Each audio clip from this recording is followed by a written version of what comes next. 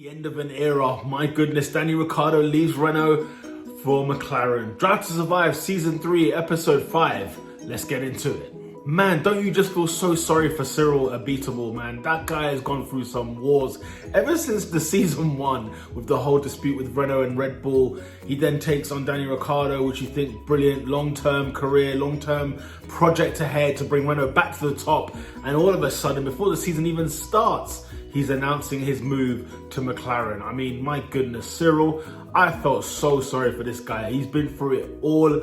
Drive to Survive, I tell you what, man, you've made some money out of Cyril Abiteboul and his hardships. He looked like a beaten man. I mean, throughout the episode, even just like the fact that he's got like more bushier hair. I guess obviously quarantine and all that kind of jazz, you can't really see a barbers and such. But, you know, there was just a different demeanor to him. He was very much sort of sat back, slouched, if you will, not really upbeat and positive as he normally is. And he was fighting so many battles in that season as well, in 2020. And even before the start of 2021 season, you know, they've parted ways. Renault have parted ways, or Alpine now as they're called, have parted ways with Cyril. Even in that, I felt very, very sorry for him. You know, I was thinking, Cyril surely is not the one that wanted to leave. Surely they fired him. And I felt like it was a bit harsh because he had to make a real long rebuilding process at Renault. And you know that when it's one of those things, you've got a long-term plan, you've got a long-term mission, and you just got to hope that everybody abides and, you know, sticks to it, and it will be fine. But every single year there was something, one thing after another, that kept changing and that kept messing up his plans. And my goodness, this man looked sad. I mean, the language he was using, he was talking about, you know, Daniel leaving us. He referred to it as a breakup.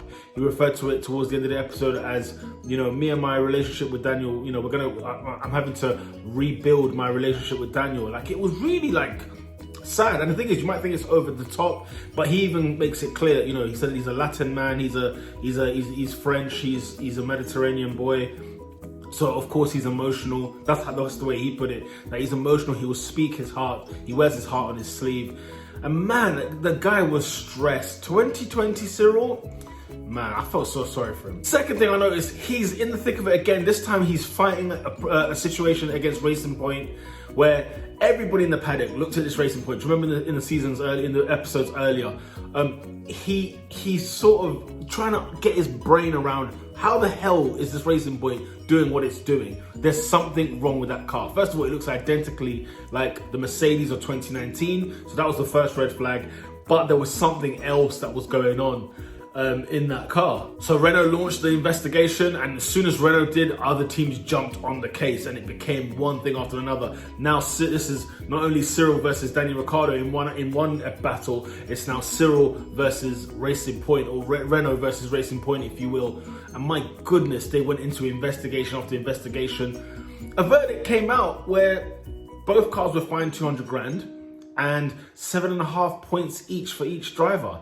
And it was just like, what was so funny is Renault weren't happy with that verdict, but neither were Racing Point. And it was one of those where you just felt like, really, this is actually what's going on here? Like, this is insane. Which brings me to the point that Formula One politics is not straightforward. It is not simple, and it goes on and on and on. This politic, however, began before the season even kicked off. As soon as they saw the car in testing, they said, hang on a minute, what is wrong with that Racing Point? And the way Racing Point and even Mercedes came out in defense was, look, everyone's just upset that they didn't do the job we did. They're just kicking themselves that they could have just done the same thing we did, and they would have had just as a fast car.